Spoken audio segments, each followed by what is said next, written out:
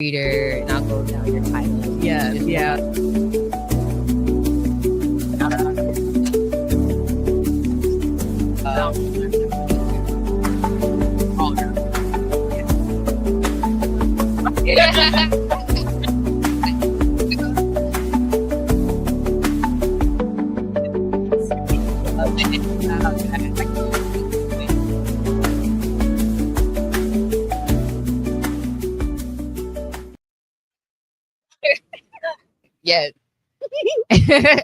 Hey y'all.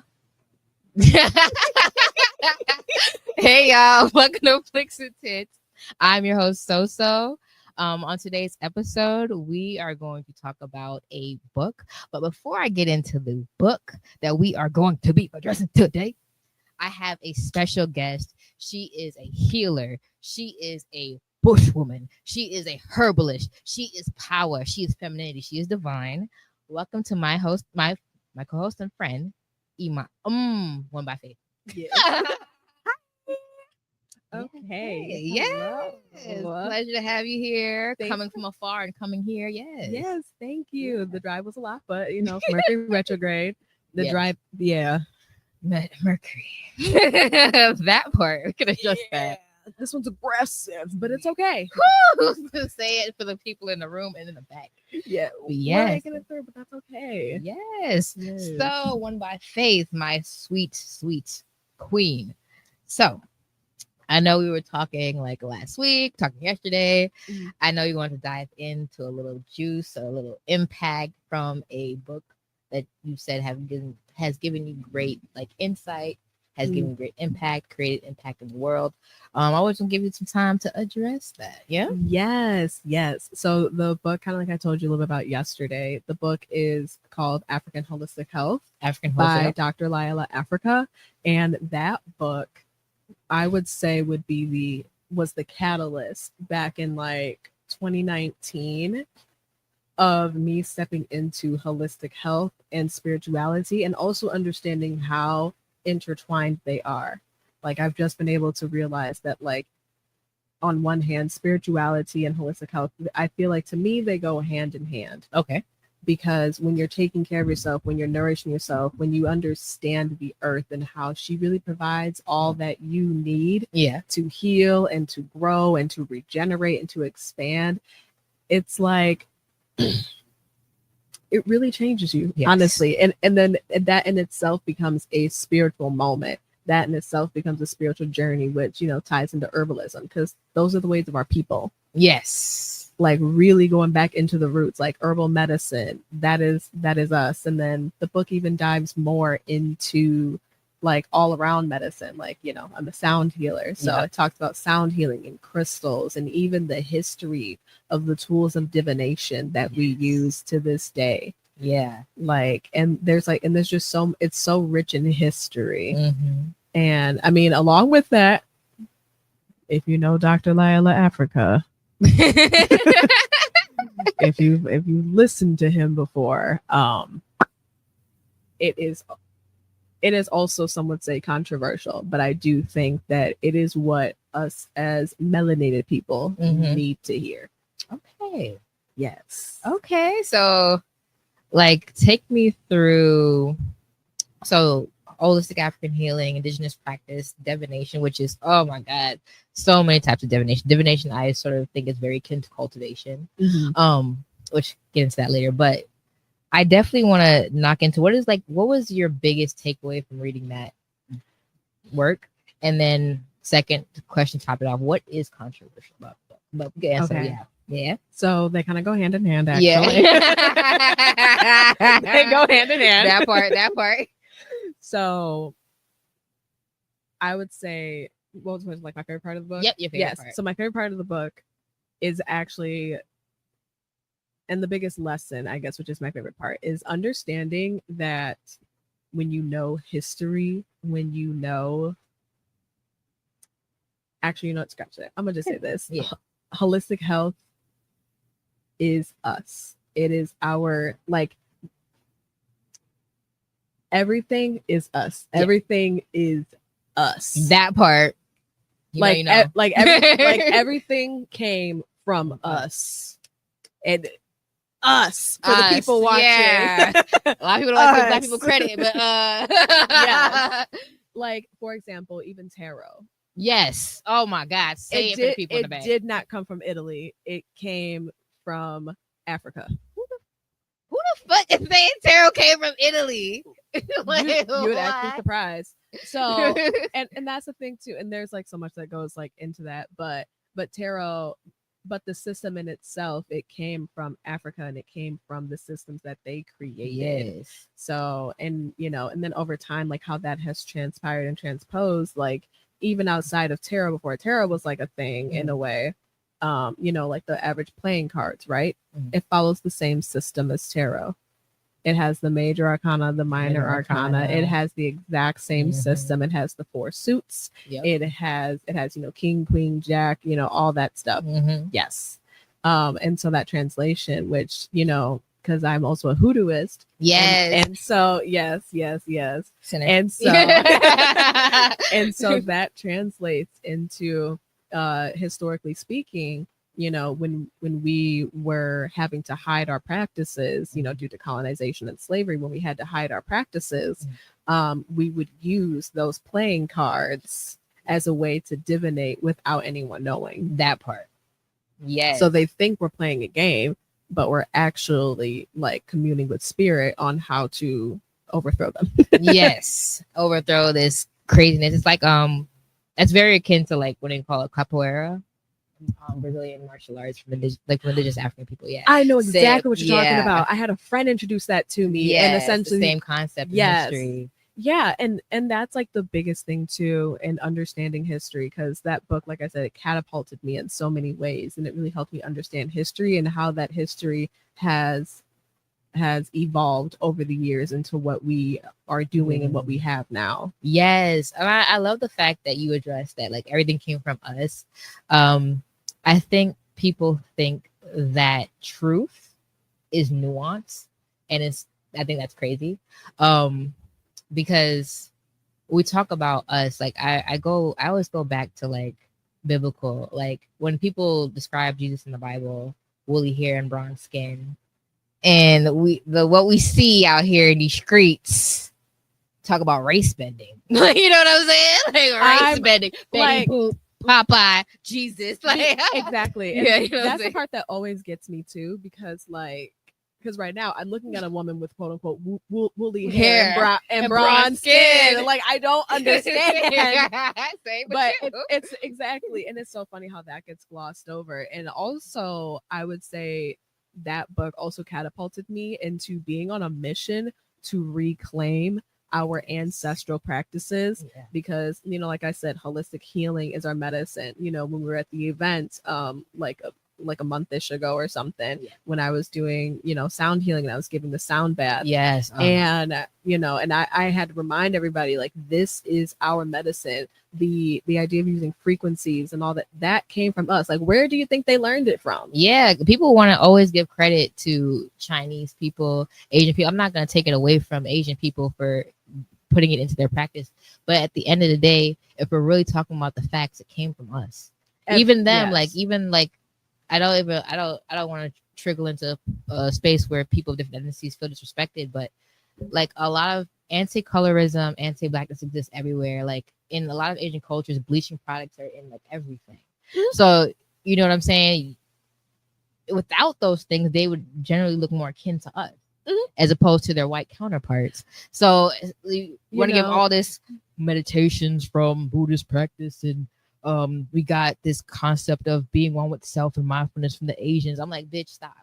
Yeah, I mean, and even when you look at the artifacts and stuff like that, and they have like the little circles and little spirals and little knots on their hair, baby, what do you think that is? What, you thought that was a headdress? Like that. Like, and it's funny because that book, once again reminded me, like, just to look around and see where the erasure is. Like you said, like even in Asia with the like bleaching products and stuff. But I mean, mind you, a lot of Asians don't even consider Filipinos the only people that are darker. They don't consider them real Asians, and it's really funny to look exactly. And it's really funny to like look around and see and understand that, like, and this wait a minute, because we were talking about it. Now this is the conversation about Black spirituality is segueing into and so and it's funny to see how like these types of things transfer into the spiritual space and these themes. And being a Black spiritualist, and we do live in a predominantly white area, so which is like there's nothing wrong with that. I have my white colleagues, and it's a good time and it's great. But I have found for the people that are not my colleagues, it gets really weird sometimes. And even like at markets and being a vendor and stuff like that, like the comments that I get from people, like I've had white people tell me that they can practice hoodoo, and they were trying to like tell me, oh, I could teach you a thing or two, and blah blah blah blah blah. Whites practicing hoodoo? Yes. Isn't that the new level of sacrilege? That's a new level of sacrilege. But continue. Blasphemy doesn't even describe it. Oh, so yeah. But and also the microaggressions and the macroaggressions and the cultural appropriation, and once again the erasure of Blackness in the spaces. And even being at certain conferences and stuff that I've been at, there's always just that element of either people look at me as this savior or this all goddess, which is like fine. I mean, like, thanks. But at the same time, it's I've noticed in some spaces, it's like either they don't think I belong there and they discredit my existence, or they mammify me. And like trying to put me in a box that I never asked to be in, and one that I didn't even show up in. That part.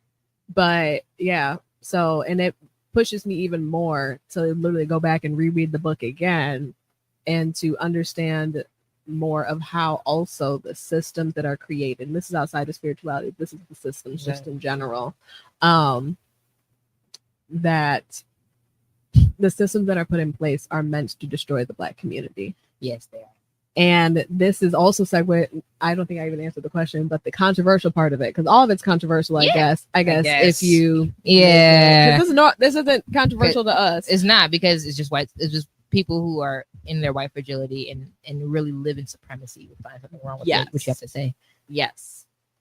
Which even with white supremacy, it's if they have to fight so hard to keep it up, was it ever there? But nonetheless, But the other thing is with Dr. Lila Africa's vernacular, I will say.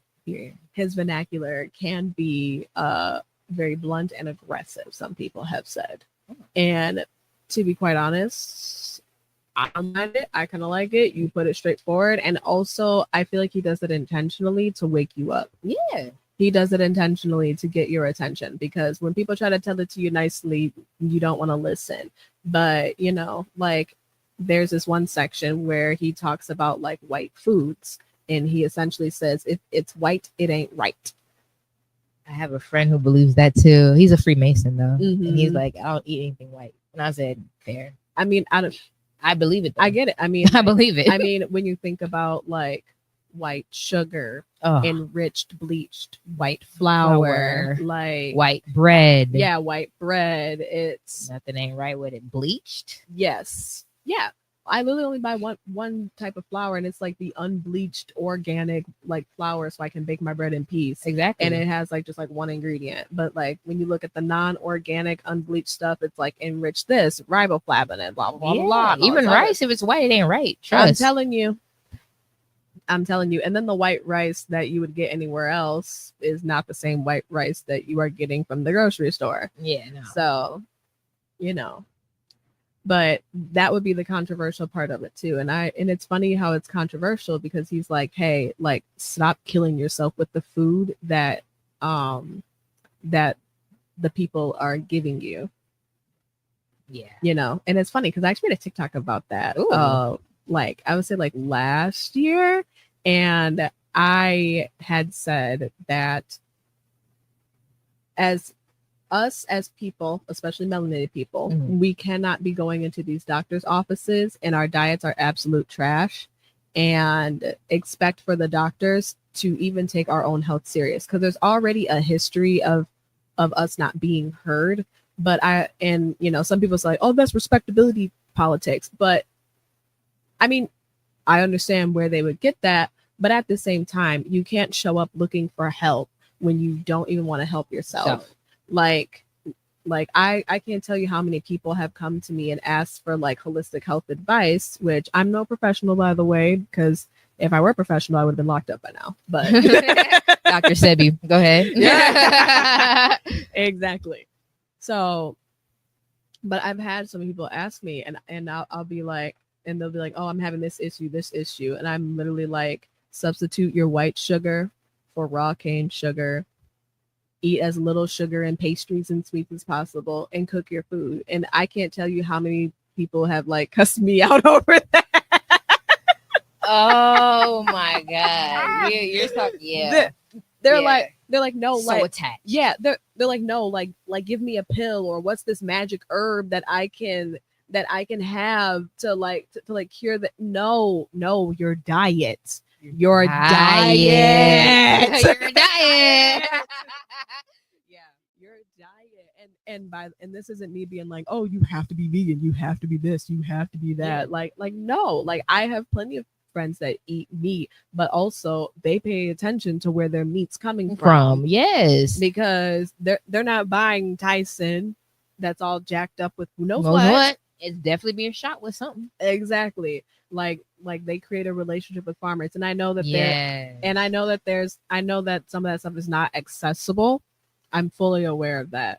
And it's funny because I've been planning on pitching my content in a way to bring in more holistic health, because I've been really my spiritual bag on social media. As you should. Yes, but switching the content more so to also holistic health too, because taking care of yourself is always a spiritual journey. You know, really figuring out what works for you, and finding new ways to honor your body. Like that in itself is a spiritual journey. Yes.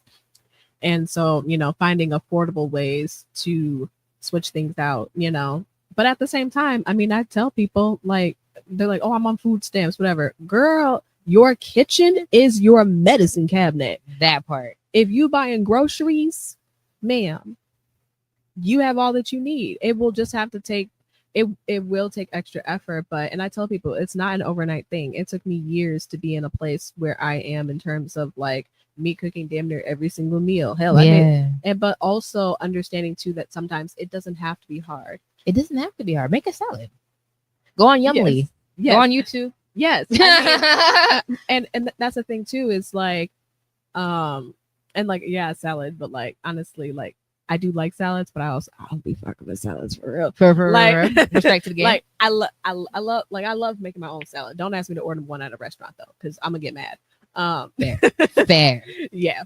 But I mean, even still, it's like the little things. It's the little changes I tell people. I'm like, stop buying white rice. Go to your Indian grocery store and go buy that $20 bag of basmati rice. Yep. And it's a 20-pound bag. I buy a 20-pound bag of basmati rice for $20. Yep. And I just store it. It lasts me for 6 months. There.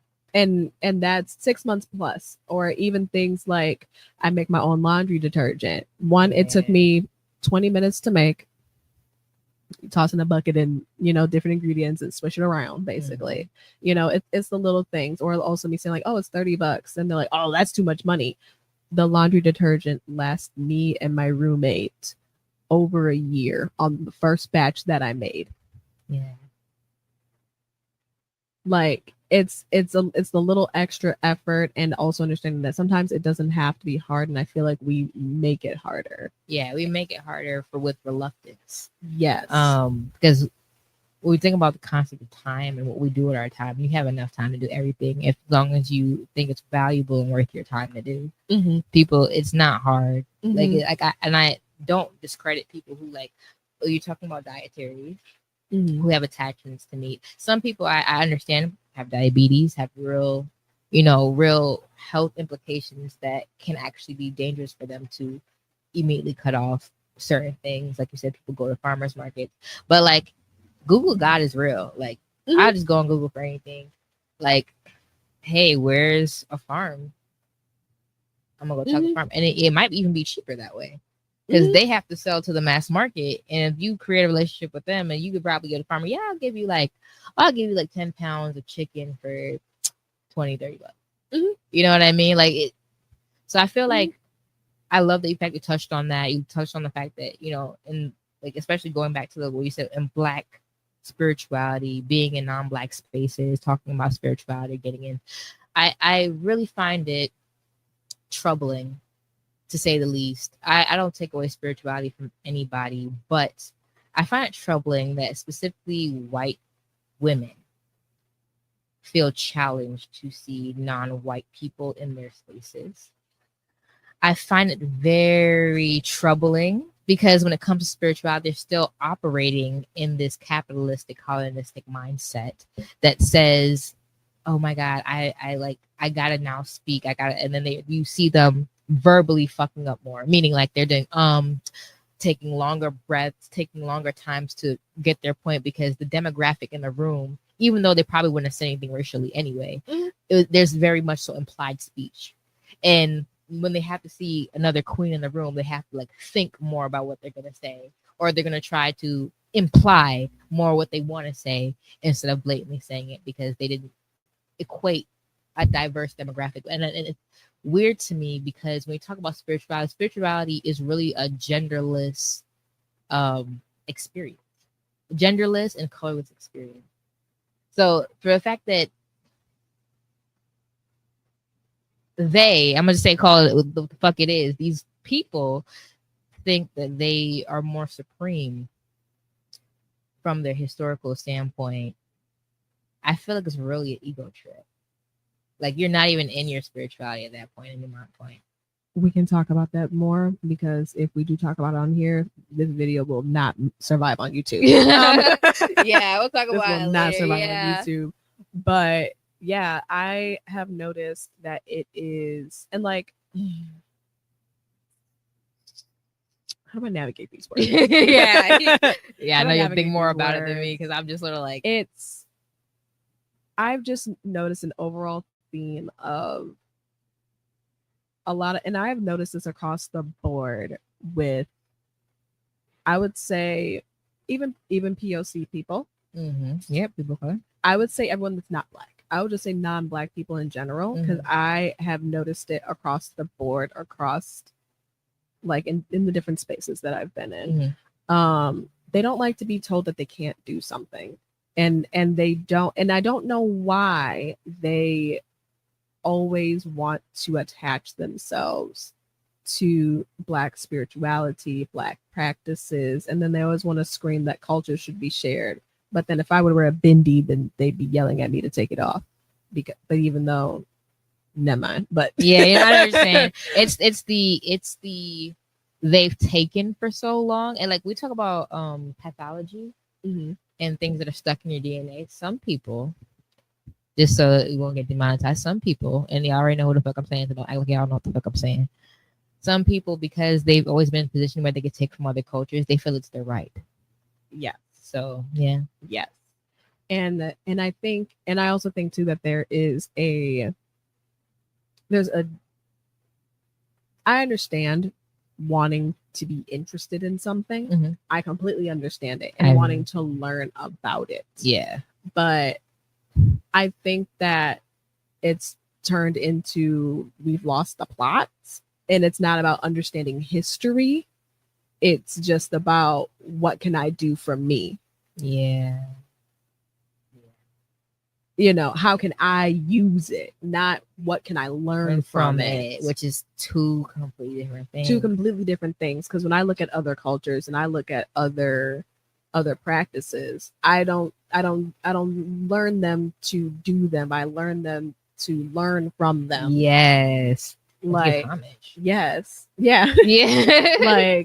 like I've looked at like Muslim people. I've learned a lot from their practices and how they, like, you know, there's certain values and things like that. Like that's actually what got me to stop eating pork years and years ago. I mean, it catapulted straight into veganism, but period. But you know, going back to the book though, and how it's quote unquote controversial, is, you know, he talks about that there's so much crap in the food there's so much stuff in the food, and there's a reason why it is marketed to us.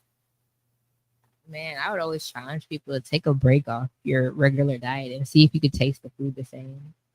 Because you probably won't. No, You probably won't. But I love the fact that you're speaking about what you can learn, and not just what you can earn, which I think is really, it's not the word, it's not humbling.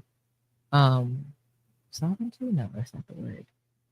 It's really selfless, because that's the level of spirituality that I would love for more people to be on. Sort of like not sort of like you, in the sense of like you have a whole lieu of like titles as a almost like an EI, right? Because that's your role and that's your purpose. I wish people would look at it and say what I can learn versus like, oh my God, I need to capitalize off this. Like the people, I had an experience where I was on TikTok, and this woman was selling scoops of crystals, and she would just randomly have a whole bucket full of crystals, all different shapes and sizes, and just take the shell, scoop it, and just sell it for $20, $30, $40, depending on how many people wanted to scoop.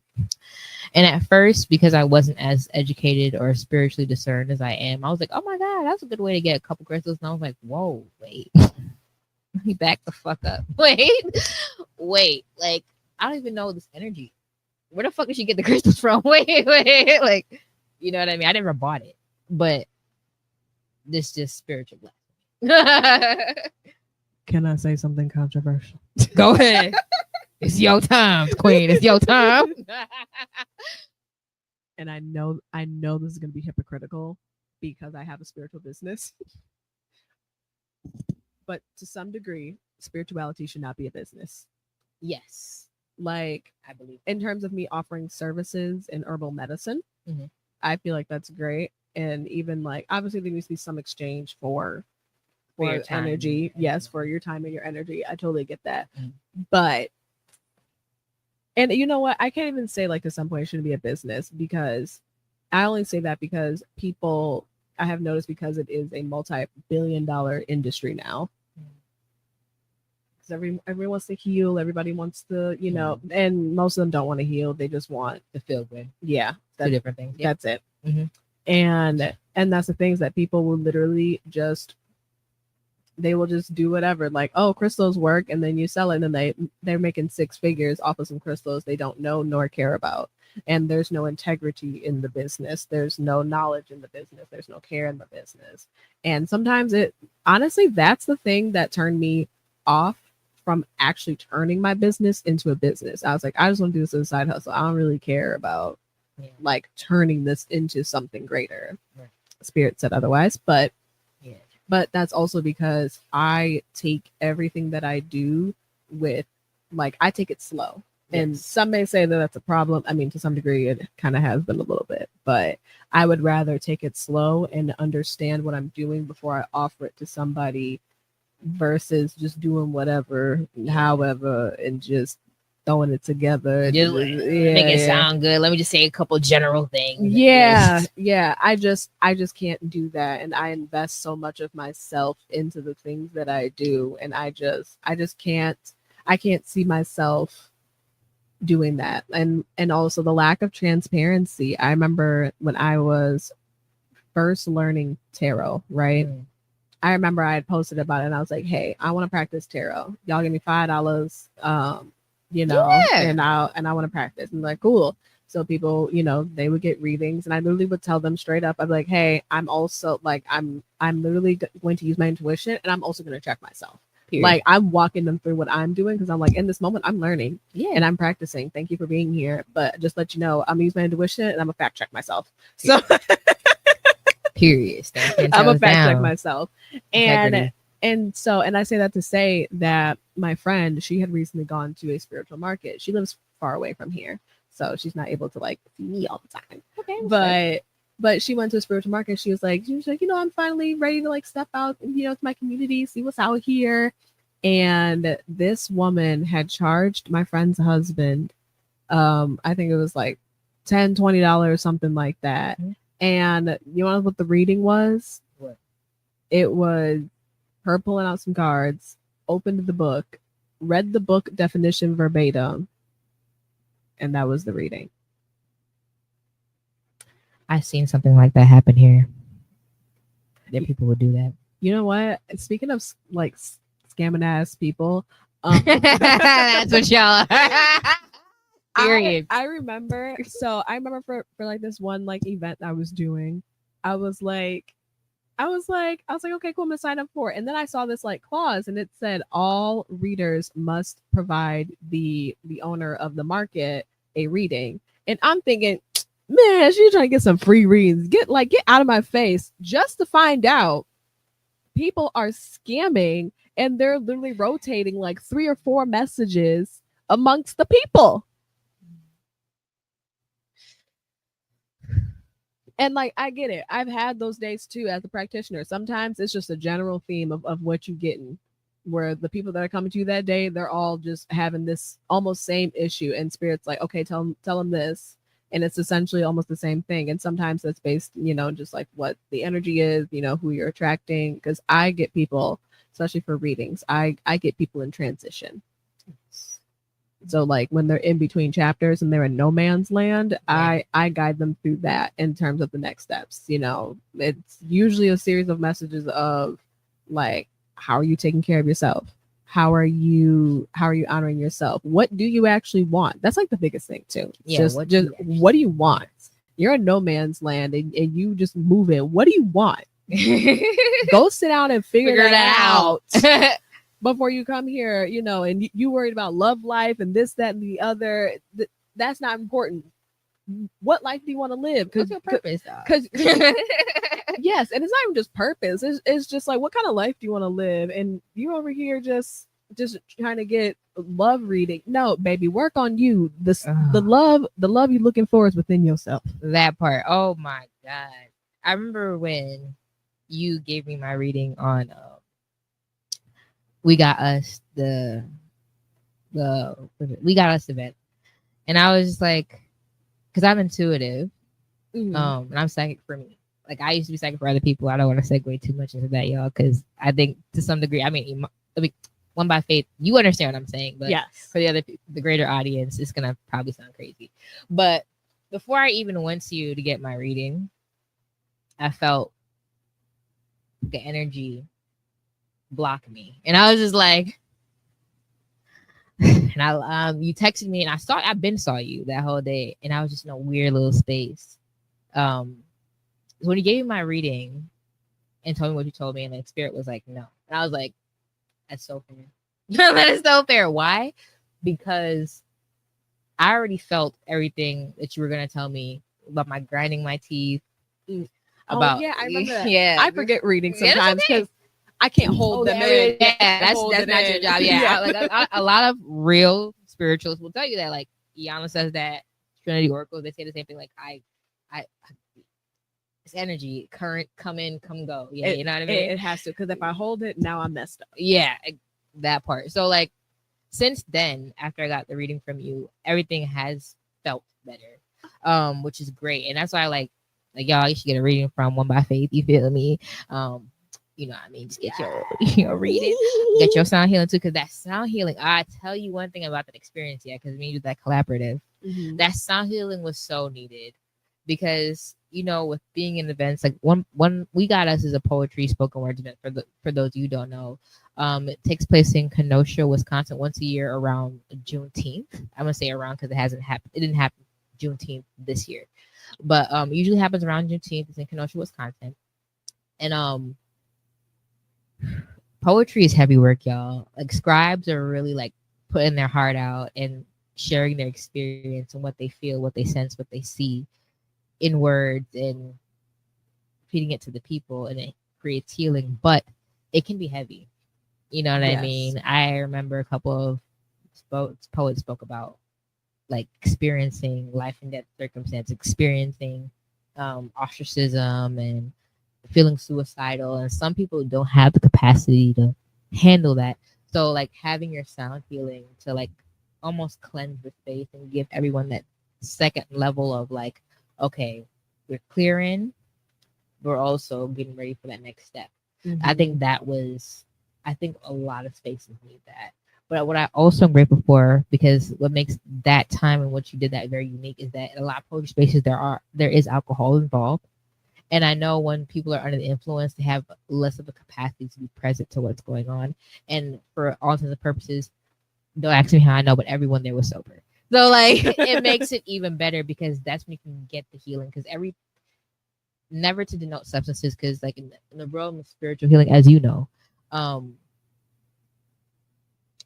herbs, roots, plants are all different forms of medicine. Like food is the first medicine, but everything can be used. Anything that can be abused, and in a lot of spaces, especially in urban spaces like we're in now, they're definitely abused. And I've had experiences where people have tried to read me under the influence. I said, "Oh, you got me fucked up. Like, I don't know what kind of spirit over you, but if you think I'm gonna allow that spirit to get into my auric field, you got me severely fucked up and you need to go somewhere else." You know what I mean? Yes. So, And you know what? I'm so happy you said, like, like things can be, it's always use versus abuse. yes. And it's funny because even as like a sound healer, like I become way more sensitive to like embarking on that journey. I became way more sensitive to what I'm listening to. And like when you like, and here's the thing too, when you understand, like history and just an education on anything, and if you dive deep enough, if you dive deep enough, you will understand how so many things are being used to harm us. And I mean us. Oh yeah. Like yeah. like the frequency of music and this, that, and the, like I had to, like, I can't even listen to certain people anymore, or I can only listen to them when I'm literally trying to invoke certain feelings. And I will say, on one hand, I mean, it did get me off into like definite fly into woo-woo land. So now I am actually learning that I do need to listen to some of that hood shit to come back and reground myself into this earth. Because I'm telling you, I was on Uranus for a while. Not like and not like oh, I took substances or anything. No, but like, you're no. Like, yeah, I know what you're saying. Yes, like I was just like, oh my gosh, like the earth is just so wonderful. Like I was in that space. Yes. And it is a great place to be, but also you have to understand that we're on planet Earth. We still need to be here. So why I say it like that? Yeah, I truly understand that. Iyanla talks about that a lot. Like, yeah, we're gonna get right back to spirituality because that's gonna segue into something. But she talked about in one of our classes how some people, they're so addicted to being up there. Yes, they find everything down here negative. Yeah, which I hear you. I truly hear it. I was one of them people. I'm like, y'all, I'm not even on this planet for real. Like when I go to sleep, if you think I'm here now, crazy. You think I'm here when I'm asleep? Oh, you're crazy for real. But the dangerous part about that is that that's when people trick into being suicidal. Because even though you're in this high, you're going to the space where you cannot bend down to the earth. Yes. The mother earth. Like, you know what I mean? The energy and frequency of the planet that you were born from. You know what I mean? Even though you come from spirit, you were born here. Yes. So I love the fact that you talked about like grounding and being back here, because it can't be so wrong if we here. Yeah, exactly. And also too, just understanding that there is beauty as above, so below, as within, so without, like corresponding. Like, yes, like there's beauty everywhere. And then I was also gonna say too, and I know you talk about people committing slip and slide because they're too far out. Yeah. But I would also take that step further. Like, people have been loosely using the word psychosis. Neuroses, narcissism, psychosis. Yes. People all of a sudden are therapists. Yes. Psychosis has been the big one, but I'm like, I don't think y'all know what that actually is. I don't think you guys know what spiritual psychosis actually is, because I've seen it, and those are the people.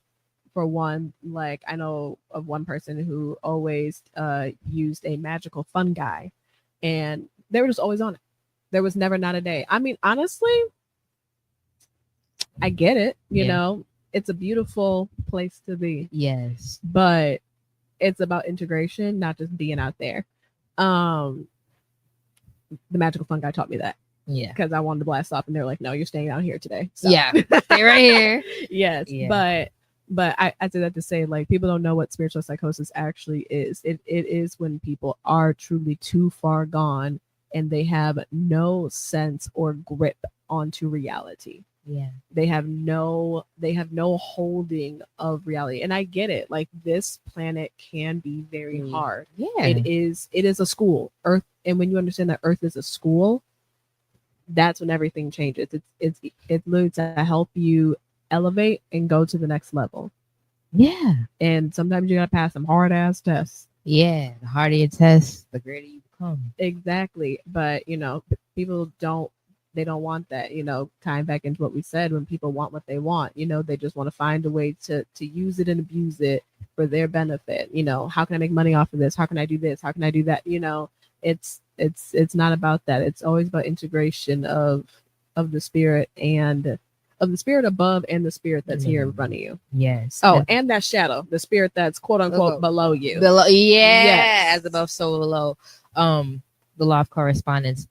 I wanted to because you put up so many valid points. I wanted to segue into a question after what I'm about to say. So, like, we talk about spiritual psychosis. If there's a real definition that I want people to understand about that being so far gone, think of like a real cult, like a real doomsday cult. Doomsday cults where people will get you into rooms and put you underneath the influence of some leader, grandiose male, usually white leader, and say you gotta do this, take this, and then they all of a sudden one day they're like, I'm speaking to spirit, source, God, or whatever they use, because now they're being very fluid with their language, and then they tell you we want to ascend into this next level. Let's say call it nirvana, and they make a whole room of people kill themselves because they're like, this is how us getting into the next level. I've literally heard cases like that. So like if I wanted to like describe spiritual psychosis to some people in a very, I guess, extreme way, that's that. But yes, that is the most extreme way. I was also gonna say, because I have heard of stuff like that. Yeah. And I will say that those okay, real quick, because we also, with that extreme case being said, like, I feel like this needs to be said. There is, so in terms of being in the spiritual business, right? Business. Something I have noticed is that so many people, like, when they come to a practitioner, and I'll be the first to tell them, I'll be like, where is your discernment? Get on them. Get on them. Like they're like, oh well, like I don't know what should I do? What should I do? Listen to yourself. That part. Sit down and listen to yourself. Yeah. Listen to your own intuition. I'm only here to guide you into the I am the guide to bring you back to yourself. Yes. I'm nothing more. That part. I am a guide for you to get back to yourself. Okay, now. And I can't do it for you. Nobody can do it for me. This, that, and the third. I can help guide you. I can even hold your hand if I really am willing to spend that time and energy. But where is your discernment? Where is your discernment? Because they're like, oh, I just thought, and people are looking for that. People are looking for Jesus Christ. I was about to say we're gonna get into that. They are looking for that savior. They are looking for the, and hence tying into like decolonizing the mind. Because no ancient practices have this all in all savior that's just gonna come in and scoop us up and bring us into no. And then of course, and then when you tell people that, they don't like it, or when you tell them to actually break down what they think they're saying, they're like, well, I just want to go to heaven. You create it. It's called heaven on earth. You create it. You create your own heaven on earth. Yes. What makes you happy? What do you want? Where is a life where you are thriving? Start creating that here and now. It's not elsewhere. It's not when you blast off. It's while you're here. That's the whole point, which is, the point of Earth being a school. I remember, like, I did see this TikTok, and I also use my discernment as well. I don't take this all in information. No, but someone had said something about like Earth being a school to teach you how to create your own reality. Yes. And I was like, you damn right. Damn straight. I was like, you damn straight. Because that's something we're all learning is, how to manifest, how to create a life in which we can thrive. And due to society and how things are set up, especially, set up for a certain demographic That part. not to thrive. Which, Mhm. side note, if they're working so hard to bring down a certain demographic, why? Because they know how powerful. I mean, yes, that was more rhetorical, but it's just a thinking question. Like, what's that one sound on TikTok? Like, what did he do to make them niggas that mad? Yeah. Like, what did black people do? What did the melanated folk do for y'all to work so hard to literally to segregate us, to put us in food deserts, and like all those things? That's just the tip of the iceberg. But right now, I've been doing deeper research into food deserts and stuff, especially because we are in the Midwest, and we and I do like to go to Chicago a lot, and I understand the food deserts that are there, so I want to learn more about that. And Jesus Jamal Christ. I love that. And I like, it's so crazy when people ask that question, what black people do. I said, we didn't do shit. They came into Africa seeing us levitate, seeing us actually create things with the spiritual power and harnessing it and calling it. And they termed it magic. We termed it something different. I forget the name. Please don't crucify me, y'all, because we termed it something different. But I guess it falls under the same diaspora. But like, they saw that and they're like, oh, these motherfuckers are different. These motherfuckers are different. And you know what? I would take it a step further, and this is just a theory that I have. So don't beat me up. Yeah, don't beat her. Don't beat one by faith up, y'all. Please, this is just a theory. Yeah. But I also, because like how we're talking about cultural appropriation, and and how systems are being set up to put us back and put us down and try to keep us at this low level when we hide, which we'll never be at. But I've been like thinking about it, like in terms of the diaspora wars, right? Yeah. Okay. Walk with me. Walk with you. me. Okay. I've noticed a common theme when it comes to the diaspora wars. When people are culturally appropriating and people are like always bashing on one certain group, it is always Black Americans. It always is. And when you ask the question, or actually I should say, when you're under the belief of, if like clearly the person that everyone's ragging on is probably the most powerful person in the room. That part. And then you apply that to this, because for years, for decades, for years, for some reason, it's always Black Americans that are always put down, and everyone always has the work to do this. But yet everyone, even people in Africa, they come and take our culture, put it over there, and then tell us that we have no culture, but yet they come up here and tell and literally snatch up what Black Americans have created for ourselves here. And also, when you think about melanin is indigenous to every single continent, including our Antarctica and Australia. That part. Very heinous history, by the way. Yeah, but yes, very heinous history. Yeah, if you know, but you know. Yes, but and don't beat me up. I'm not the person that's saying that the slave trade wasn't real and this, that, and the other. But I also can't sit here and act like our ancestors, our grannies and our uncles, our great uncles and great aunties, they were telling us like, oh, like you're Cherokee, you're Choctaw, you're this, you're that. We have this in our blood, and so on and so forth. And when you look at the history, that Black Americans have been reclassified at least like 5 times in the past like 80 years. Yeah. Like our grandparents have watched us become American Indians, and then have become Negroes, colors, African Americans, Blacks. Like, why are you working so hard to reclassify a group of people? Because it started the confusion. Like, if you don't know where you're from, you can't say where you're tied to. You are under spells, people. Like, oh my God, that part. Yes, and so I'm not saying like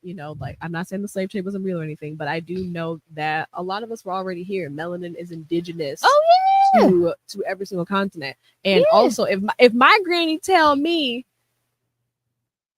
from Mississippi, where there's the greatest Cherokee nation in that whole area between like Georgia, Alabama, even I think all the way up maybe close to like Tennessee, and in Mississippi, you gonna tell me my granny a liar? Can't call random no liar. I'll dare motherfucker. Exactly. You like my granny is literally like, and this is before like she would pass away, or even like my great aunt. I've been talking with her lately, and even when you look at certain last names, you know, there some of them pre-colonization were objects of the earth. Yeah, it's beautiful.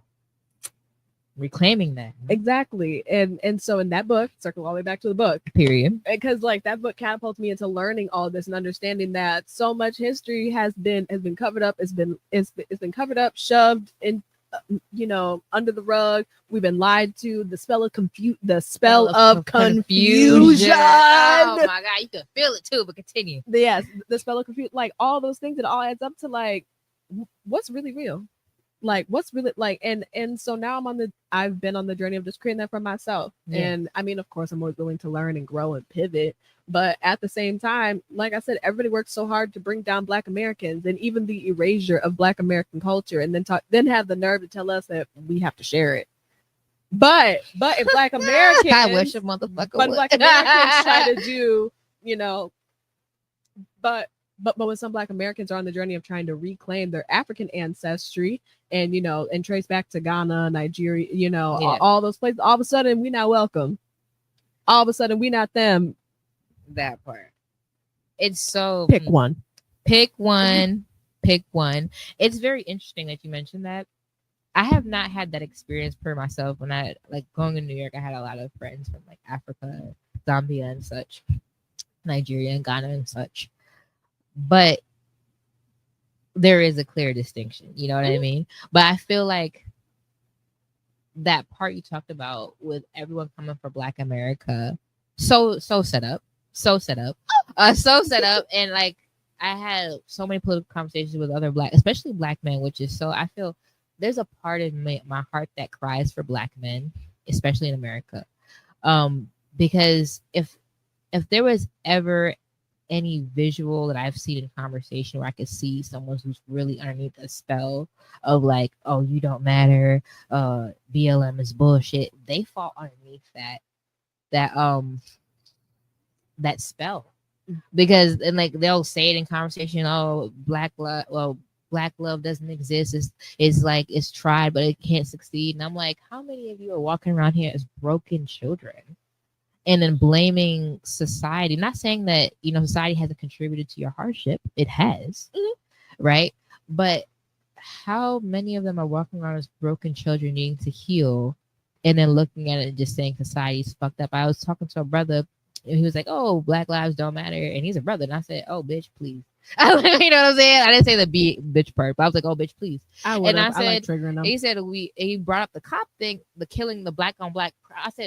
I looked at him, and I said, brother, ain't no way we're killing each other at a faster rate than we're being killed by outside forces. We talk about the food. We talk about the air. We talk about where we're disproportionately put in society. The quality of water in the hood. The quality of water. The fact that there is a hood. Period. Like, period. So we are not killing ourselves at a faster rate than these people are trying to kill us. So don't ever. Ooh, you know what I mean? Yes. And you know what? And you know, I remember earlier you said that that like the spiritual journey is genderless and stuff like that. I would say on this planet, it is very gendered. Oh, it is. Because the walk of a Black woman and the walk of a Black man is two completely different things. Like, obviously, we're Black. Period. But understanding the struggles that Black men have, and then the struggles that Black women have, it's so crazy. And also to see how Black women have grown and evolved over the years, and how we have chosen the path of healing, and how so many of us have been we're actively working to set up the younger generation if they listen. But nonetheless, it's always a choice, and you know, you end up coming in your own time. But I would say, like, Black men, I have noticed, this was a conversation on Twitter actually, where a Black man was like, how come there's no programs for young Black men and blah blah blah blah blah. And then but then the Black women were like, you know who creates the programs for young Black men, right? it's older black men. You have to be the mentor. Like, it's not up to us to Yeah. teach the black men. That's your job. Your job. Your job for the male black experience and how to navigate it, because how a man navigates this planet and how a woman navigates it are two different things. Like, unfortunately, my brother, you've got to go to work. You got to go to work. You got to get to work.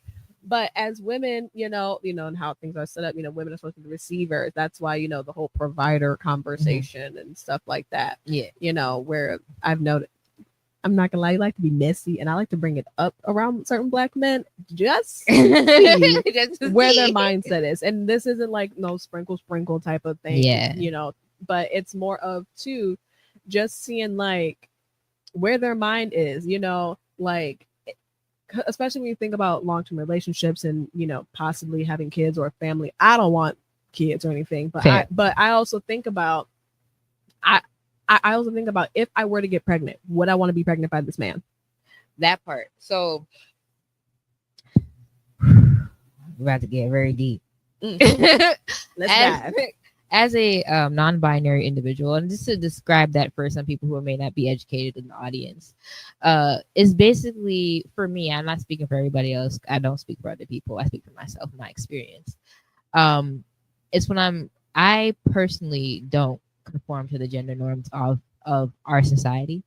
I truly believe I can do whatever the fuck I want to do. You know what I mean? I'm never gonna be told I can't wear hoochie mama shorts, crop tops, or be shirtless, and I'm not gonna conform to it. But what I do understand is that this world runs on principles and laws.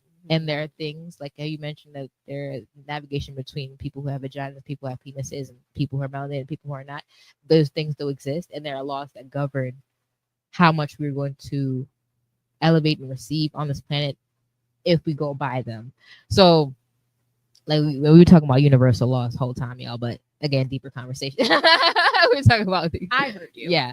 So going into the law of gender, because she mentioned the law of gender in a class, and I love this teaching because she was like, I'm about to rattle up some feathers for y'all because some of y'all are really thinking because who people are attracted to, they can't make it into this world or can't be happy or they're going straight to hell. And the law of gender is about receiving and giving, and it is the law that governs creation. So just because man and woman can create life naturally, by the way, because men and women can create life too. It's a elevation and discovery we've made during this time, y'all. But anyway, like, we need to talk about that more. Yeah, are. Yeah. I'll talk about that. But we're talking about it's basically law of gender is almost a law of creation, basically. And it's the way things are created. So like, oh, you sleep with a guy, and the probability of y'all having children is contingent upon whether or not y'all use safety and if you're ovulating, all these things to create life. But it doesn't state that the person has to be a female or has to be a male, because that in itself, gender is a construct. When we talk about that, we're not talking about intersex people who are born with multiple genitalia, multiple ways of giving and receiving within their own bodily experience. Life, I truly believe, is bending to us as a people, and whatever we can conceive, we can create. So I say all that to say, because we're going about the concept of receiving, being a mother. I do want to be a parent, but I have made the conscious decision to be a single parent, meaning that I'm going to go to the fertility clinic, I'm going to get my semen, I'm going to have this child. The hiccups that I run into is like, oh, if you have a boy, because like I know I'm gonna have a son. Like, can't no one tell me? Like, I've been knowing for years I'm gonna have a son, and that's gonna be one and done. Like, you know what I mean? Get my tubes, get my eggs. But like, oh, how are you gonna raise a black man? Blah, blah, blah. I said, I don't know who this person's gonna be after they come out my womb. I detach from that.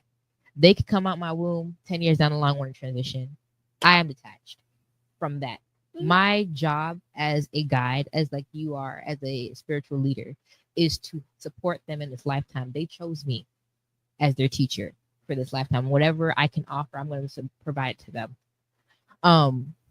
So when we talk about what our roles are and how we're impacted, that causes a lot of controversy because despite the fact that there are a lot of people here that are single parents, not by their own choice, I guess, and me saying, no, I'll do it. I'll hop in like this. It caused a lot of controversy because there are attachments like, oh, you need to have a black man to raise a black boy. Da, da, da. I have lived, like, one of my people that I look up to the most is Les Brown. Les Brown was raised in a family of 7 with a single mother. And he is one of the most renowned. He's like a lot of people's babalo. You know, he is very respected, but he never had a father. He never did. He had men that he looked up to. You know, he went to Winston Churchill and all that. See, yeah. And that's the thing when it comes to people, and especially in this day and age when it comes to raising children. And just to be clear, I do not have children. But just because I do not have children does not mean that I am not an auntie, that I'm not aware of how children work. I work with children. I worked with children for years, and I understand a lot of the times what they need. And what they really need is just both men and women as caring adults and to just be there for them. Like, people need to understand that, like, the village also is greater than just, I mean, granted, and this is just me and my own personal thing, I do believe that a lot of the times that especially for the balance sometimes of that masculine and feminine energy, I've noticed, I mean, which of course not all 2-parent households are happy households either. But a happy, well-balanced 2-parent household, I feel like is wonderful because then you can actually see, you know, that masculine energy in its, you know, I guess divine masculine, as you could say. And then also, you know, a woman that's in her power and they're working together as equals, not the whole imbalance thing. And you know what? There's another thing that the book actually talks about too, is because this book talks about everything, period. Everything. I vaguely remember there is something in that book also talking about like these social constructs and even to about like diet and social constructs and stuff. And he does talk about the European way of things and the melanated way of things. And, you know, because the melanated way is a matriarchy. The European way is a patriarchy. Oh my God. Yes. So, because, you know, historically speaking, we were all matriarchs. And we were under a matriarchy. But crap, lost my train of thought. Where is it? What was I saying? We were in patriarchy, matriarchy, different energies. For example, in households, raising children. Oh yes, the village. Yes, and I say that to say though, when it comes to the village, we also have to understand in our own systems as well. And I think too is the other thing of creating our own system, because the system that was given to us does not work. It does not benefit the children, and that is why the children are failing. That's why we have the broken homes. Also, I mean, granted, we can also get into the history of how the nuclear family was destroyed. Yeah, we could. Shit. If you want to get into it, we definitely can. Get into it because this goes into polyamory. This goes into a lot of stuff. And this also goes into our history because, you know, and I'll say it so I'm blue in the face. This is why education is so important. This is why George Bush is going. Take this out. Okay. Heard. Taking it. You gotta take this out. Just cut it off at George Bush or George Bush is. Okay, George Bush is. Yes. Got you. Heard, cut right? It off at You got it. Actually, no. Just cut the whole thing out. George Bush and his No Child Left Behind program is never going to see the Lord. And I'm gonna say that lightly. The way that program has literally push so many children through the cracks. The system is not built for education, when you understand who's funding it, you know why.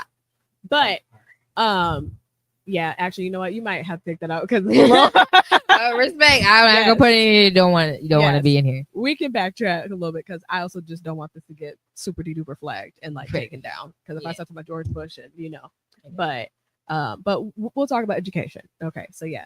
But this is why I say education is so important. And this is why I will talk blue in the face about certain programs, like No Child Left Behind. It was such a disservice. I mean, obviously it was for someone else's intents and purposes, Mhm. but in terms of how it would help us as a people, what did Eddie Griffin say? He said that, or he said that somebody else said this, I think, but I watched a lot of his stand up, and he was saying, if you want to hide something from a black person, put it in a book. And I hate to say it, but it's kind of true because of how the system has hindered us in so many ways. Yes. I'm gonna take it a step further. I'll even say integration was the worst thing that ever happened to us as a black society, because once we started learning the European education, and none of it is rooted in history that actually uplifts us as a community, Right. things already started to fall. And when it comes to education and learning, I tell people this all the time. I'm like, take the time to learn the history of everything as much as you can, as much as you can handle it, honestly, because it gets really dark and really scary really quick. Yeah, no, it does. It gets really dark, really scary, Really quick. Yeah. Because and me, I can handle it. I will say there is one book that I had purchased years ago, and I just have not opened it because I already know that I will not be okay. Oh shit. The Delectable Negro. Oh, that sounds heavy already. It's the history of how they used to eat us. Yeah. Yeah, I've talked about. I didn't talk about the book. Didn't know the book till today, but I talked about that. Mhm. I've talked about that. Mhm. I have the book. It looks at me. I look at it. And you're just like, I'm gonna just let you stay there real quick. Because I know so much. I know so much already. I mean, I understand that they were eating us. They're using our hair, our nail, our skins, our bones. Yeah, cutting us open, yes. extracting melanin. Also thinking that if they eat us, that because at the end of the day, you are what you eat. Yeah. But thinking that if they ate us, that they could have what we have. Yeah. And I say all that to say, just a quick little, lightening the mood. I'm so happy to be black. I love being black. There, and you know what? And at this point, I don't want to say black. I love being melanated because black is the name that they gave us, and I am turning into a person where I don't really want to subscribe to the names that they gave us. Mm-hmm. Because who are you to tell me who I am? Mind you, you know who I am. So why are you not calling me by my name? That part. Call me by my name. Like, say my name when no one is around you. Say, baby, I love you. You're running game. Say my name. Say my name. Yeah. You're acting kind of shady, not calling me what I'm saying. Exactly. Yeah. Exactly. Yeah. Because, so I just love being melanated. Yes, melanated.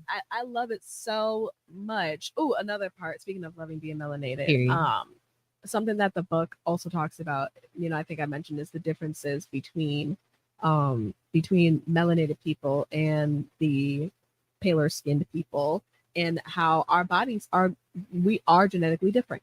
Yeah, no, we are, and we need different things, even down to diet. We do diet. The diet of a melanated person and a diet of a person that is not melanated are two different things, because we are not the same.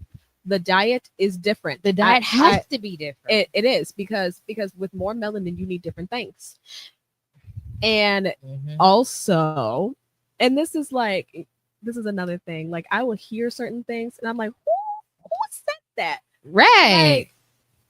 Like for example, with people, I've heard someone say that as melanated people, what did they say? They said something along the lines of, it was something with vitamin D, and someone said something along the lines of how we need to take more vitamin D because we don't produce as much. That vitamin deficiency is prominent in the black community. I said, bitch, how? I mean, I mean, for one, the food. Yeah. But two, but do they not know where vitamin D comes the from? melanated people are also, I feel like they're not going outside enough. And you know what? But even outside of that, because I don't really want to quote too much on it, but and once if I find the exact quote, then we can talk about it again, because I'd love to come back. But even thinking how we need different things. I remember I was talking to some non-melanated friends, and we were talking about laying in the sun. And it really put into perspective to me how different we are genetically, Yeah. because I'm like laying in the sun gasping for like the little bit that's there. I'm like, I need to lay in the sun. Like it was already Yeah. cold and I get You miserable when I'm need the cold. sun. Exactly. But I was laying in the sun and I was like, I just need to be here. Like it truly gives me life. Like I Yes. will crack jokes and I'm like, I'm gonna go do photosynthesis. But like no, Yes. but we actually are. Because like the sun truly feeds me. And then like I'm listening to my non-black friends and they're really talking about how the sun, like they feel like the life is being sucked out of them. I was gonna say something. I'm gonna leave it out because I find that to be very crazy. It It is. finds it to be very crazy because I have a coworker that's actually allergic to the sun. Yeah, and I find it interesting because we can get into Might get deep out this for real. Yeah. We'll talk about it later. But it's one of those things where it's like it truly put into perspective. I'm like, damn, we really are different. And it's good. Like, I mean, yeah, and it's not a bad thing either. But I think the problem comes in when there is the erasure of another people's needs and saying that our needs are wrong for this, that, and the other, all because you want to feel better about yourself. Yes, that part. Because when I say, like, for example, like I've heard plenty of people say like as melanated people, we need more plant food. You want to know what's not prevalent at all in melanated communities? Plant food. Plant food. Plant food. We need to eat living foods. The sun, like essentially, like we. How do I put this? Like, and this is my theory, by the way. Again, I'm no medical professional. Go ahead. But yet, yet, but if the sun is giving me life, if the sun gives the plant life, I eat the plant, right? Yep. This is science actually by y'all, because if you actually went to school, they taught this in school too. Yes. Yeah. Exactly. And this is my theory. So sun feed me, sun feed the plant, I eat the plant, and so on and so forth. Like you get the most energy. Yeah, and I get more energy. Why am I being pushed protein? Why am I being pushed meat? Why are you being pushed to eat something that has to eat the plant? And then the energy in that is cut by, I think, 60 to 70%. And then you ingest that, and then it's cut even more. Yeah. No, Thank you. This is science. Thank you for putting that in a way that I have not been able to do that yet. No. They taught this in school. That's why I'm like, other people know because they taught this in class. Like when they talk about the energy consumption, the different kingdoms, why they're so important, the fungi kingdom, the plant kingdom, and the conservative energy and how that works. So you're talking about something that's just basic science too. Yes, because and again, when it comes to food deserts and diets, and also us being told what is quote unquote best for us, when in reality we have different needs. And there is a book too that I have that we can talk about a little more later. Yeah, but it does talk about how the microbiome is rooted in your DNA and in your culture, and there's a reason why cultural foods are extremely important. And also I take that step further to say that the colonized diet is of erasure, of course, and it tries to say that this is the one, but it's only for one demographic of people. That is also why there are the sacred foods of different tribes, different places, because and honestly, to be quite honest, our microbiomes, we should be eating, and this is why herbalism and knowing your plants, roots, and herbs are so important. Because at the end of the day, we are living on this, in this plane, in this specific country, even that part. Our bodies respond best to what grows here, because our microbiomes are in alignment with what grows here. And also the fact that most of our food is imported from different places and different microbiomes that are not in alignment with the microbiome that's here. Yeah, and that tears your body up, because your body will always be slightly out of alignment. That's why it's so important to eat foods with the seasons. That's why it's so important to know what grows naturally in your land, so that way you are eating with the land, because the land will tell you what you need to be eating because it's going to grow it. That part. But then you get into the history of how they got rid of all the female trees, and then you realize that you can't even eat anything here because it doesn't naturally grow anymore. Oh my god, I've talked about that so many times with people about that. I'm like, oh, the way that they try to destroy. So I love the fact that you're talking about alignment and eating foods from where you're from, because like even me being a Jamaican American, like I feel the greatest personally when I'm eating in Jamaica. Like I just something about it, Yeah. something about it. It's just like it's nothing can go wrong. No. Like my body knows how to clean it out. I'm not feeling sick. Even the weed tastes great over there, and I don't ever feel tired. It tastes so clean. I don't feel any after effects of grogginess, intrusive thoughts, or nothing like that. I'm like, oh no, I got it. But like, I love that you talk about that, because like connecting with where you are, like being in tune with where you are, and really taking those steps. I think that's just important. Period. Yeah. And like, I know for those of you who think like, oh, she's basically saying like, like no, she's like, one by faith is like letting y'all know like we talked about it so loosely, intuition. Trust that voice. Don't try to get a cop out all the time. Like if you and also to don't listen to everything everyone hell, don't even listen to me. Yeah. Listen to like if something resonates with you, great. But if not, that's perfectly fine too. That's okay. Exactly. Like take what, like literally saying, take what resonates, leave what doesn't. If it don't apply, let it fly. Please. Well, don't apply, let it fly. Because like that's the thing. Like it's like I have so much to say, but I have to condense it. But like everything is truly individual and collective, and I say that to say like like when we talked about. Was it a month ago we talked about how do I say it? Plant allies. You know, plant allies. Plant medicine, if you will. Yeah, plant medicine. And how it is not meant for everybody. No. Not everyone can take a psilocybin. No. Not everyone can take Mama Aya. No. Not everyone can take what is that called? Peyote. They can't do it. They're not meant. It's not in their purpose. It's not in their script. That is not in their spiritual curriculum, and they can do just fine. You know what I mean? And I think that goes the same with food, with experience, with environment. Like being vegan serves you, serves me.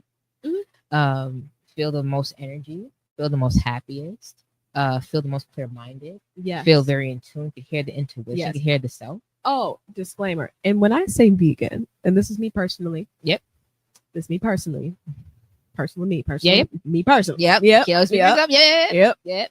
Because I'm not saying that this is the way to be. Yeah. But when I say veganism, I also mean eating whole foods. Yeah. Whole, like, not the junkiness. I mean, I'm not gonna lie. Sometimes I do once a blue moon get my prepackaged dumplings because I don't feel like cooking. That part. But you know, at the same time, but I would say 95% of my diet is food that I have cooked for myself. That part. And whole foods, like from scratch. And it does, and like we said earlier, it can be easy. I mean, honestly, you want to really save me? I looked up Cheap Lazy Vegan. She is an Asian woman. I do not know exactly what she is. So I'm just gonna say Asian. Yeah. Yes. But Cheap Lazy Vegan. That's it. Like that title alone should tell you all you know, because she had a bunch of like 30-minute meals, 15-minute meals that were budget friendly and this, that, and the other, and gives you affordable options, affordable ways. If you just look up 15-minute vegan meals, you will find great nutritionally dense meals that you can like toss in the oven and call it a day. That part. Like make some couscous, quinoa, a pot of basmati rice, because it has the lowest glycemic index, so it will not spike your blood sugar as high as white rice would. That part. And real basmati rice, please go to your local Indian grocery store. Yeah, y'all. Please go to your local Indian grocery store. Please do not get the colonized basmati rice. I have tried them both. They don't taste the same. Yeah. And please, y'all, wash y'all rice. Don't wash your rice. I've been in some households. I'm not sure who was raised by what or who, but they don't know. Please Wash your rice. Wash it. I don't even care if the bag says pre-washed. Wash it anyway. Wash it, please. Yes. Oh, also, Mm. fun fact of the day.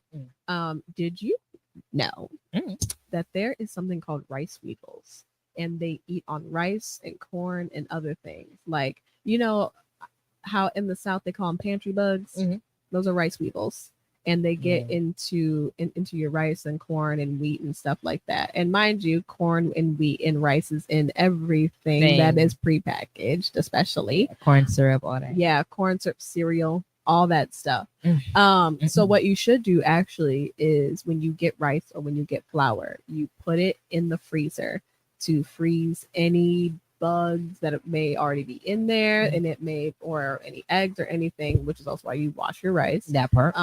But yeah, that's also why you do that. And then before I take my flour like out of the freezer, I will sift through it with the fine mesh strainer and then put it into my airtight container.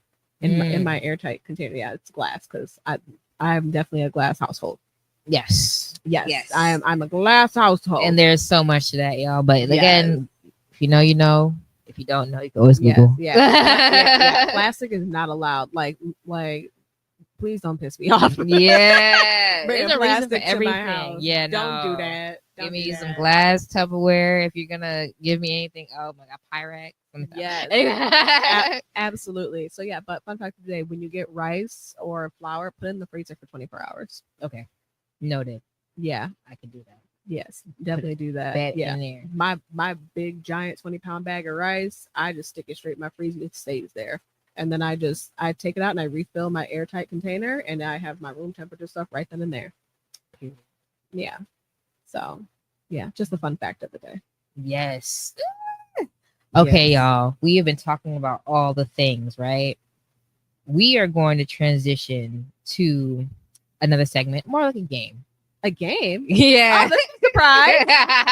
Okay. Right. You know what I'm saying? We gotta make things fun. So this is a game that I created. It's a combination between, let's say, D&D. Yeah. Oh, never mind. It's just this. Okay, never mind. We're Yeah, good. combination between a D&D and a Would You Rather. Sort of. Okay. Yeah. It's called Who Are You? Okay. Or is it gonna? Or, by the way, by D&D you mean Dungeons and Dragons, yeah, right? Okay, yeah. just clear. What do you think of me?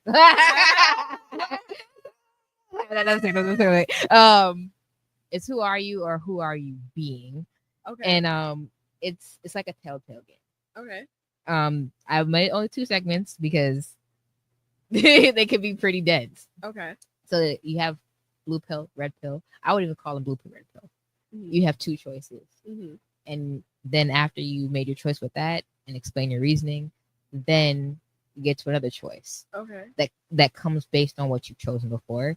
And you choose that choice, explain your reasoning, and then that's sort of like how the game goes. Okay. So for this game, for this topic, I want you to imagine you're given 2 paths, right? One of your paths, you have the power to control atomic particles, right?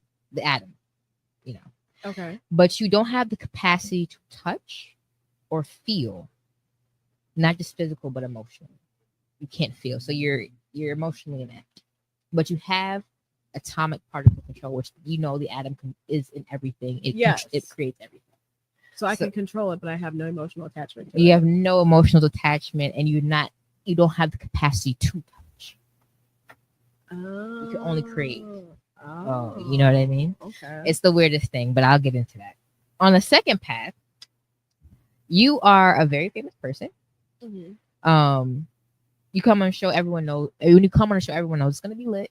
You have that one. And you get to the bag.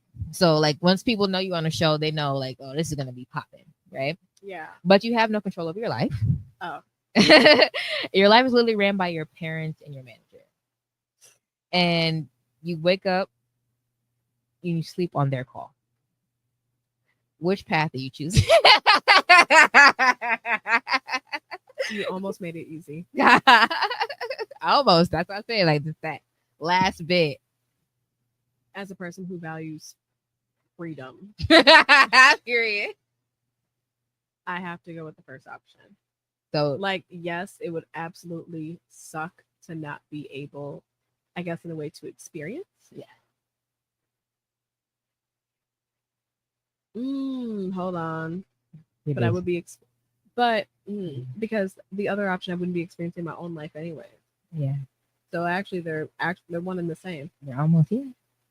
One you just have But I fame, and then one you have power. I like power. So Okay, so you're choosing to be Dr. Manhattan. yes, Period. I would much rather create and at least have the choice. Okay. All right. So here's the other part of the path choosing. So now you chose to be Dr. Manhattan. All right. You have a lover, Okay. and they love you the fact that you're basically God. You're basically God. And that you make it happen. Again, you're Dr. Manhattan. And they really want to take things to the next level with you. But I can't touch them. Can't touch them. And they're basically saying like, oh, can we have intimacy? Can we have like sex or whatever? But like you said, you can't feel, can't touch, and you have no capacity to give them emotional.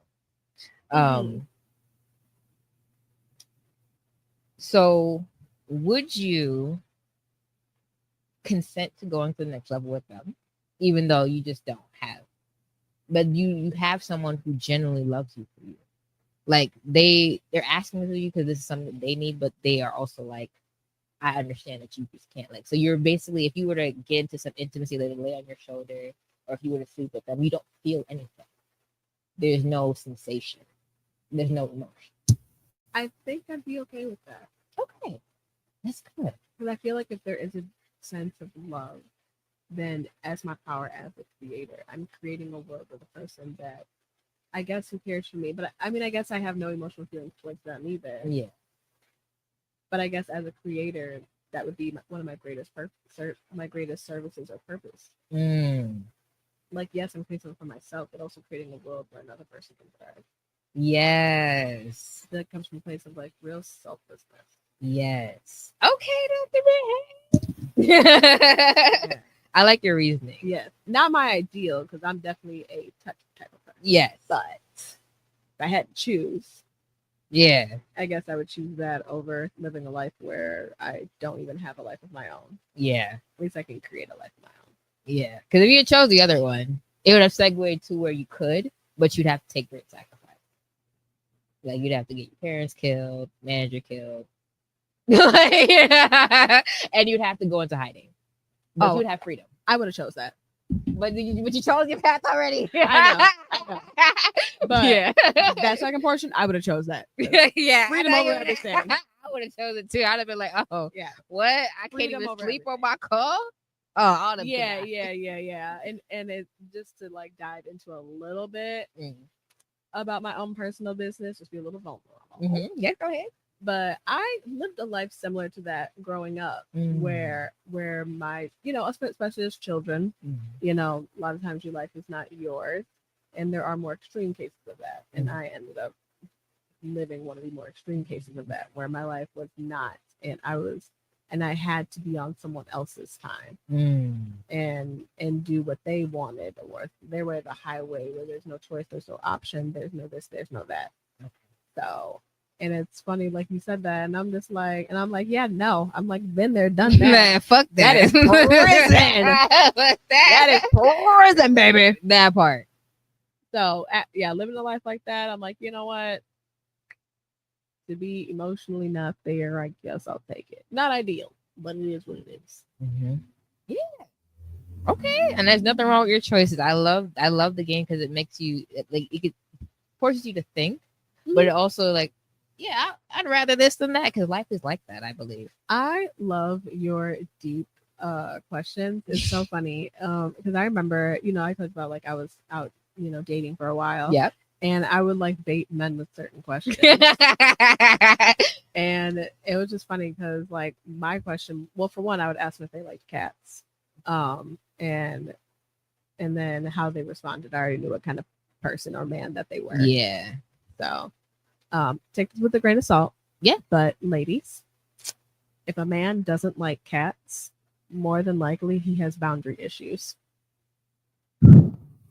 I have never met a man that doesn't like cats that doesn't have boundaries and control issues. Because cats are not creatures that are here to be controlled.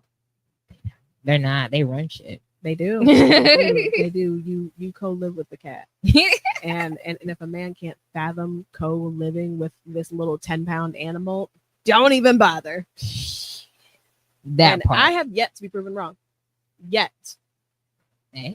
But nonetheless, another question that I like to ask him too, which I will ask you this. Okay. Yeah. It's a funny one. like this is so unserious. I'm not gonna lie. Like you have this deep philosophical question, and then mine is I guess like you could call it quote unquote deep or philosophical in a way, but it's definitely just some bullshit. Would you rather fight Batman once a year, every year for 10 years straight? 10 years. Okay, that's a cap. Okay. Yes. 10 years. So once a year, once a year for 10 years. Okay. Would you rather fight Batman or would you rather fight the Powerpuff Girls every day for 1 year? I'd have to go with Batman. I'm gonna get my ass whooped for 10 years. But them little trolls are destructive. I'm telling you. They're destructive. I'm telling you. Like y'all know what happened to Townsville? Y'all see what happened to Townsville almost every episode?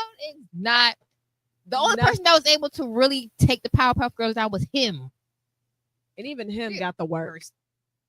Even him got the worst. A whole year? I mean, yes. Yes. I mean, granted, Buttercup literally went around literally clearing people, knocking them out to the ground. She's a crash out. To get teeth for the Tooth Fairy. But Buttercup is literally a crash out. She is. Bubbles is super crash out. Oh my god, yeah, no one talks about that. Yeah. No one talks about super crash out, but it.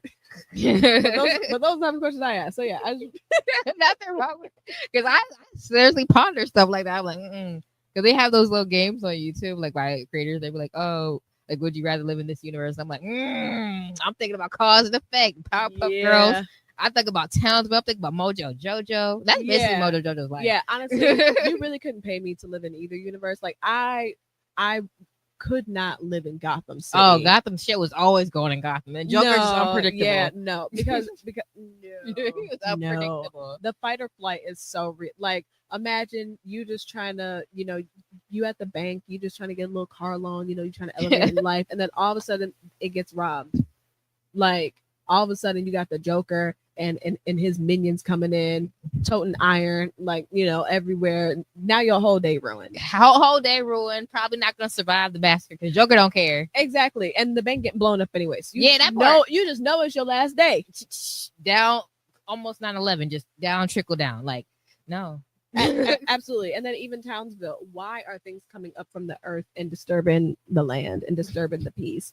Also, how much in taxes are you charging me to fix this? Because I know y'all not gonna pay for it. That part.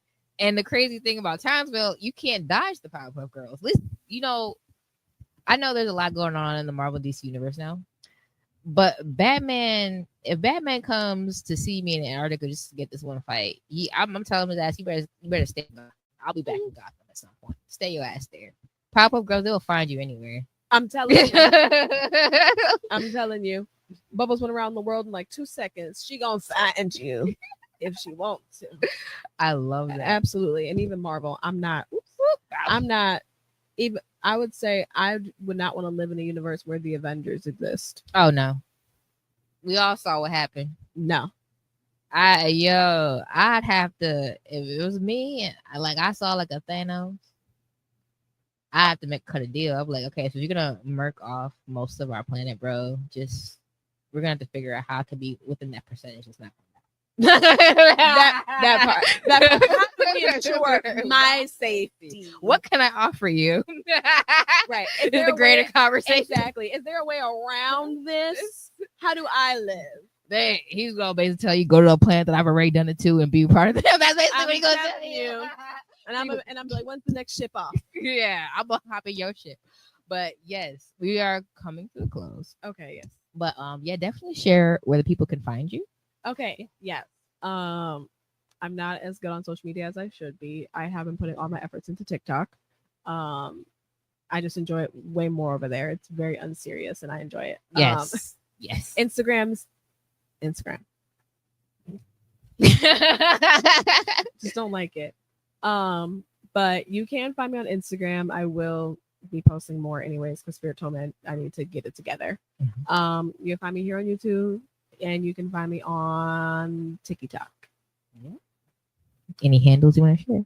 Handle at One by Faith for everything. At One by Faith, you feel me? Follow One by Faith, you feel me? This again is Flicks and Tips. Thank y'all for coming in. Like, share, subscribe if it's a vibe. And yeah, thank y'all for your time. Yes. Bye. Bye. Yeah, he's It's recording right there in the right.